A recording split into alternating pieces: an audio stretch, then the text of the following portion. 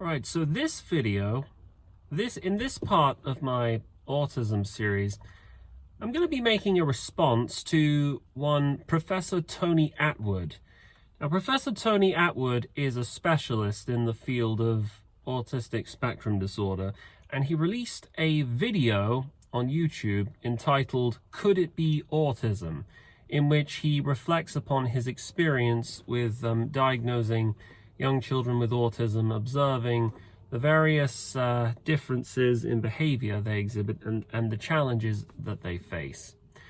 Now, Tony Attwood makes a rather noteworthy point, a rather interesting point. He has said that he believes that autism is the next step in human evolution. He has cited various prominent historical figures. I can't remember which ones. I'm guessing somebody like Einstein or Beethoven.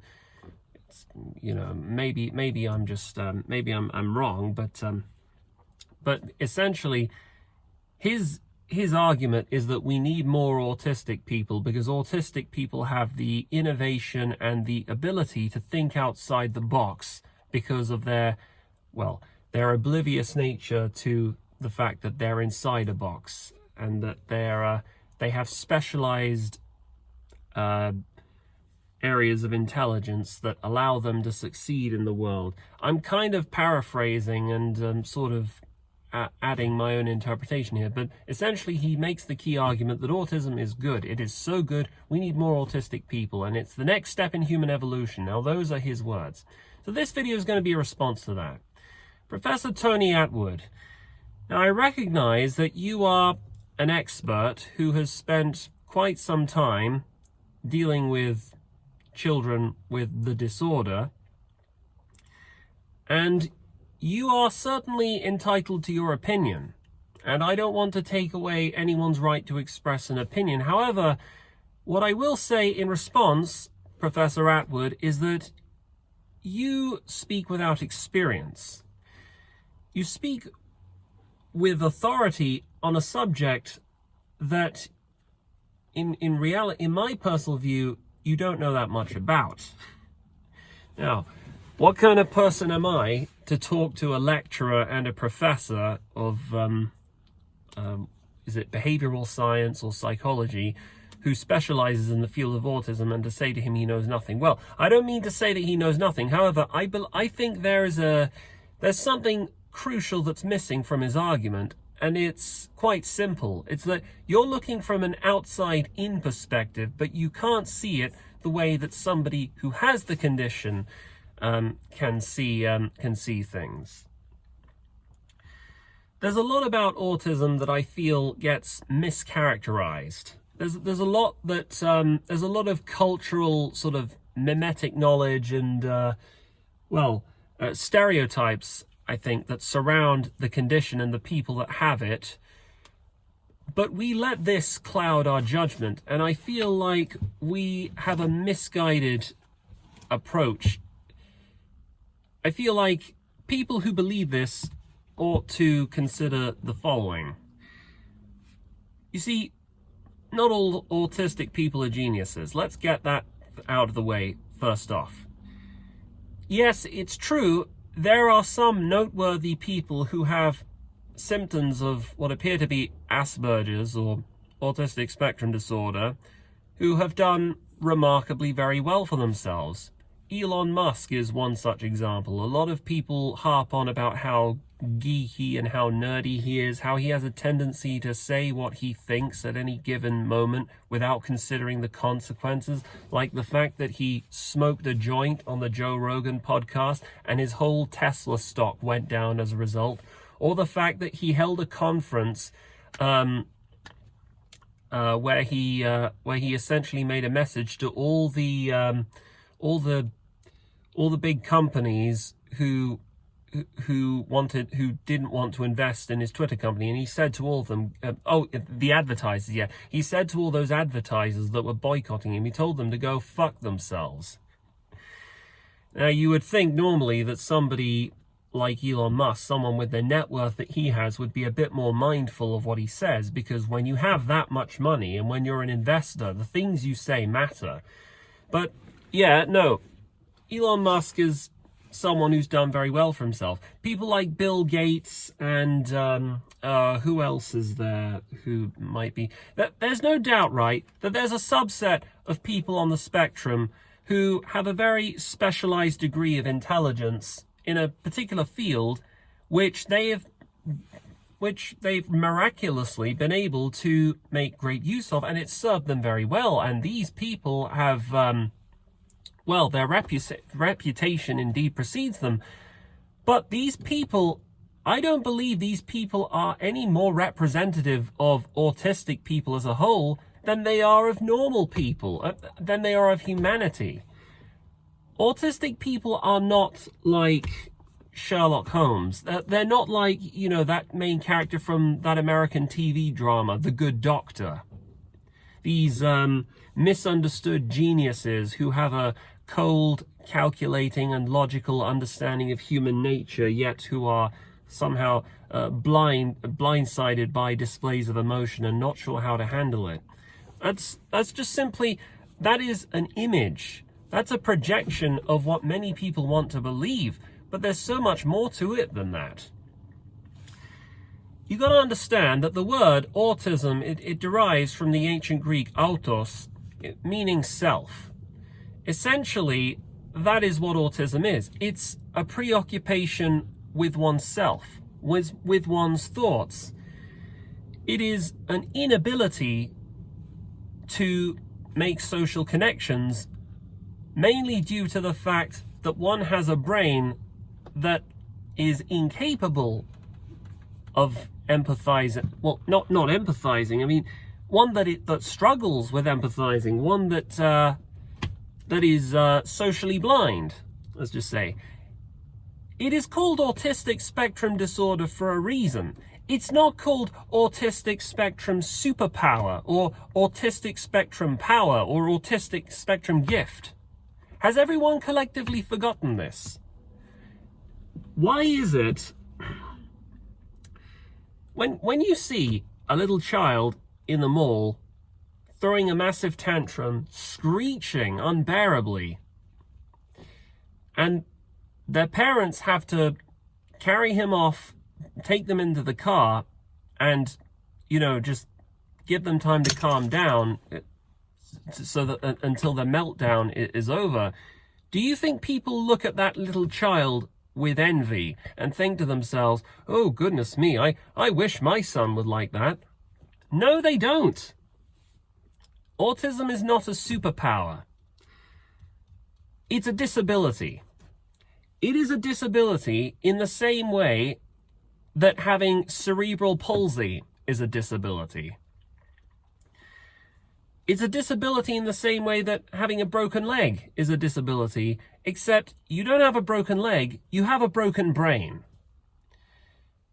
You might, now, if what I'm saying sounds like I'm bullying people, sounds like I'm insulting people, I'm telling it like it is, and I wouldn't be talking this way if I didn't have some kind of insider's experience, because I actually do have a diagnosis. Well, it's a bit of a, I mean, I can show you exactly word for word what the report says. I definitely don't have it as bad as some people, but my entire life has been clouded and colored by this one word. I've had numerous people come up to me and ask me if I'm autistic, and I do feel lonely a lot of the time because I lack the skills and I lack the, what do you call it, the nous to make lasting connections with other people. And I'm deeply afraid of other people because I don't quite fully understand them and their motivations.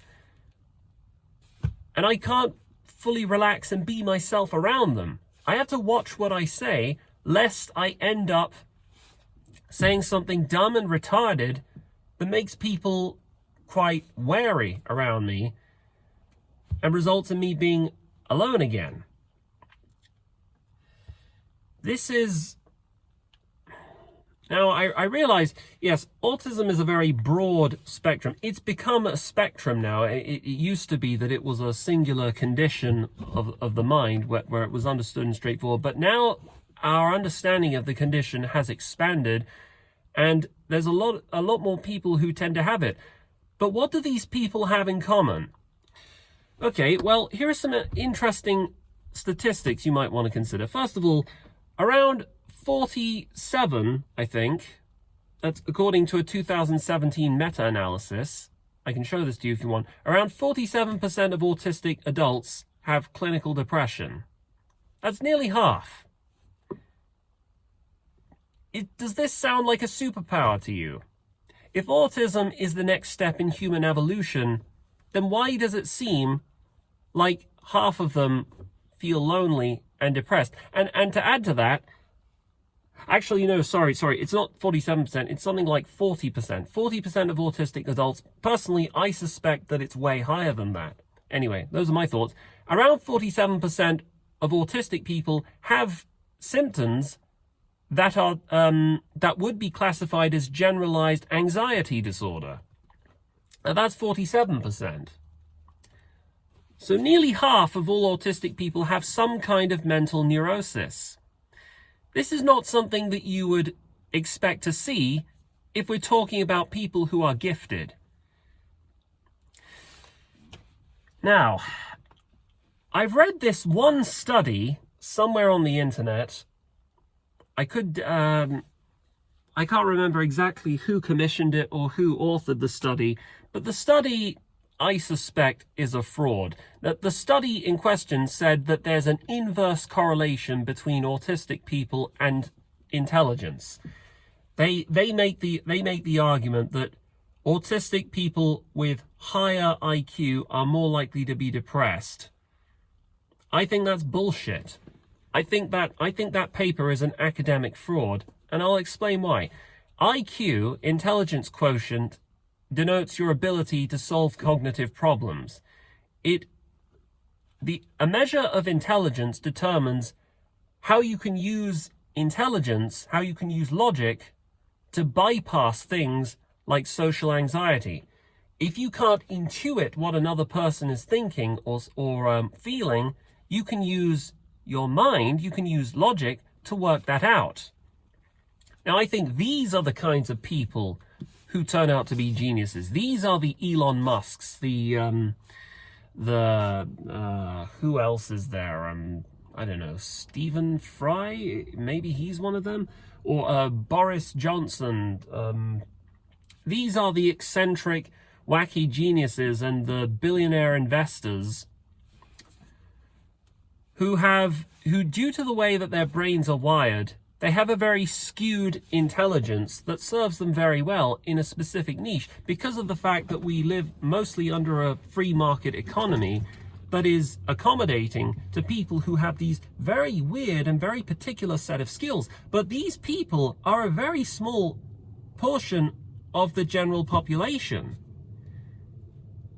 And this is what I think Professor Tony Attwood fails to take into account when he says that autism is the next stage in human evolution.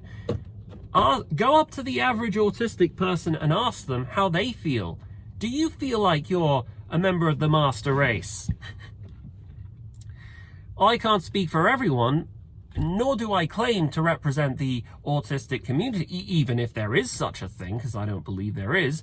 But speaking as an individual, speaking as someone who was diagnosed with Aspergers before they phased out Aspergers, someone who is undeniably on the spectrum and who's had a lifetime of rejection and confusion and loneliness, you want to hear my thoughts? I think it's the opposite. I think it's a defect. I think it is a disability in the same way that cerebral palsy is a disability. And this is particularly relevant because the thing with cerebral palsy is caused by brain damage. I think it's believed that cerebral palsy is caused by brain damage in utero, when the child is developing in the womb. There are regions of the brain associated with things like motor control that are damaged. I think they might be starved of oxygen or nutrition. And as a result, these people struggle to walk. Like, if you've ever seen that AMC crime drama, Breaking Bad, there's a character called Walter Jr., the main character's son, and he walks around with crutches, and he has a very distinct kind of slurred speech. You can tell there's something in the brain that's preventing him from walking and talking normally. And I actually know, indirectly, I know someone who was born with cerebral palsy. He's a friend of one of my cousins. The remarkable thing, though, about cerebral palsy is it is theoretically and technically possible to make these people walk properly by training them. It can be done. And this indirect friend of a friend who I know, he actually managed to do it himself.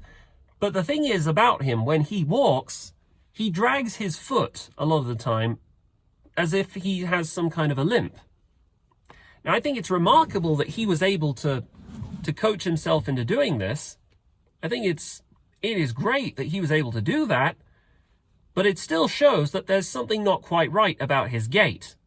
And in much the same way that people born with cerebral palsy can sometimes teach themselves to walk, it is also technically possible for people born with autism to be socialized in such a way that they can hold a normal conversation, that they can form bonds and friendships with other people. They can perhaps feign an interest in things that are regarded as popular. They can appear normal. But that doesn't mean that it's easy. And is that the kind of thing that we want? Do we want a generation of more mentally handicapped? That is what they are, by the way. I'm going to die on this hill. Autistic people are disabled. I don't give a shit what your opinion is. If you don't think autistic people are disabled, you're basically saying that I'm not disabled, and I don't tolerate that. My life history, my experience speaks for itself. I wouldn't be in this situation if it weren't... If my life didn't turn out the way it has currently. Do we want more disabled people into the world? Is that how we're going to drive forward human evolution? Let me tell you this. I would rather have a dead son than a son with autism. I do not want to relive my early life and my childhood. I don't want to watch that unfold in front of me again. Because I did learn the ropes. You know, the rules of society are kind of complicated. There's a lot of things that they don't teach you that you're expected to learn anyway. A lot of it is down to trial and error. It can be done, but it's painful. It's brutal. There are lots of times growing up where I made silly mistakes, a lot of faux pas. I said silly things that I shouldn't have said, but which I thought there was nothing wrong with at the time. Let me give you one example. When I was 13, there was a classmate who came up to me and he said, actually no, it wasn't a classmate, it was my cousin, and I think my uncle said to me, or my mum said, "What do you think of her? Isn't she pretty?" And I said, "Yeah, but she could use a bit of spot cream." Or I said, "She should use spot cream." Now, I didn't think it was rude at the time. I just noticed that she had a lot of acne on her face, and I thought, well, if she uses spot cream, then it will go away. Now, my family were disappointed. I could hear the disappointment in their eyes at the time. It wasn't in their facial expressions and everything. The room went very quiet, and shortly after, I understood that I'd made a mistake. But I didn't mean to. But this is the kind of... this is how people like that think. And that's the kind of person I was. There are these people, these Professor Tony Attwood types, and these autism think tanks. They make a bunch of claims like the reason autistic people are depressed is because of bullying. It's because society doesn't understand them. All right, bullying. Let's talk about that for a moment. It's cope. You can't just outsource all the root cause of your problems down to bullying. Yes, there are bullies. There will always be bullies, but The people who take delight in laughing at other people and making them small, that's a very small number. It's the antisocial types. Most people aren't like that. But those are not... See, when I was at school, I was bullied sometimes, but it was only like, I think, 4 or 5 people, and it was always the same ones who would make fun of me. But that is not why I felt lonely. It's more that whenever we would have these group activities in class, I could never find somebody or a group or another person to partner up with. I would always be the last one left over. That's been my entire experience, and bullies are not responsible for that.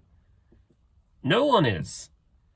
It's just, objectively, if I look at the situation, I was a bit of an awkward child back then.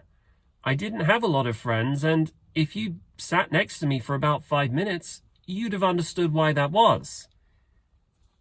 You can't help people like that, because they can't help themselves either, but they're incapable of understanding the situation that they're in. They're incapable of understanding, A, that they're different, and B, why they're different. And you can't teach them things like that, because to change a person, they need to go through ages and ages, years and years of learning basic things like eye contact, what to say and what not to say, what sort of things are considered acceptable and not acceptable, and what interests are a bit too niche and too esoteric to be appreciated by a large number of people, and what's funny and what isn't funny. And I struggle with all those things. This is at the heart of why autistic people feel this way. It's not because of bullying. Bullying is really, if anything, it's a symptom of the problem, but it's not the root cause of the problem. You see, these autistic people would not be bullied if they didn't act in such a way that made themselves into targets. That is just the reality of it. A lot of the times, I've witnessed people being bullied, and part of me feels sorry for them. But on the other hand, I thought I could interfere, I could do something, but if I did, would that change him? Would that prevent this from happening in the future? I kind of learned over time to take a hands-off approach. This is just the way nature is. And this is why I wouldn't want to have an autistic son again, because I don't want to see my child go through what I had to go through. I often find that when I think back and look on my childhood and the mistakes I made, the friends I made, the friends I lost, the times I got into trouble, I can't laugh.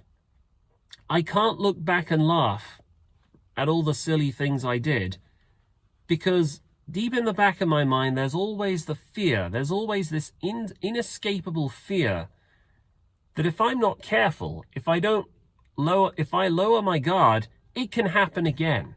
I can experience rejection, humiliation, and isolation. That's why I have a tendency to second guess other people's actions. Like when someone invites me to a party, I think to myself, does he really want me to go to a party? Maybe I should ask him again just to make sure he's not joking. Or if somebody calls me over and invites me over to join in a conversation, I think, are they going to make fun of me? Or do they generally just want to talk? This is how I've learned to adapt and survive. It's complicated and it's a lot of work. It's just easy. It's easier for me to be alone. It's easier for me to spend time, having daydreams and thinking of thoughts. That doesn't mean I enjoy it, but it's safer. So I live in a contradictory, paradoxical state of affairs. I live under a paradoxical, contradictory state of affairs where on the one hand, I feel safer and more comfortable being alone, but on the other hand, it's not fulfilling. It's depressing, and I wish I had other people who thought the same way I do, but I'm not good at finding other people who think the same way I do, because there's a heavy individualizing factor about autism. The more time you spend preoccupied with your own thoughts, the more detached from the rest of humanity you become. The less skilled you are at being able to comprehend and intuit other people's thoughts and emotions.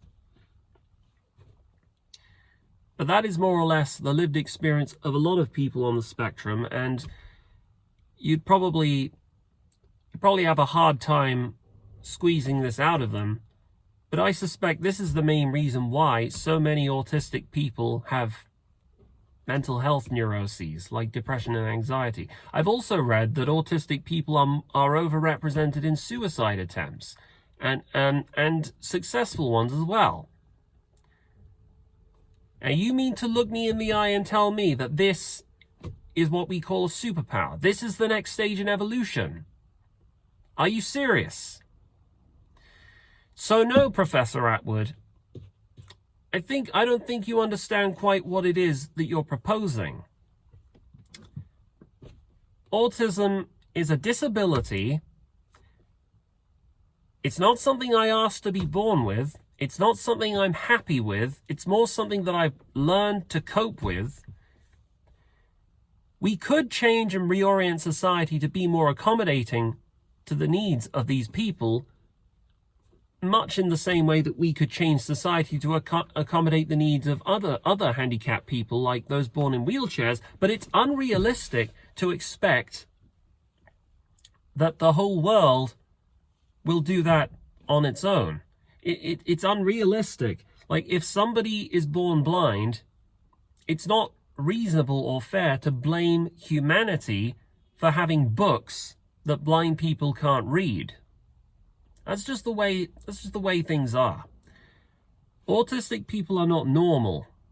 It will never be normal, despite what many various actors are claiming to think. And it's high time we understood that. There's more to come later, but I've got to do my collection run.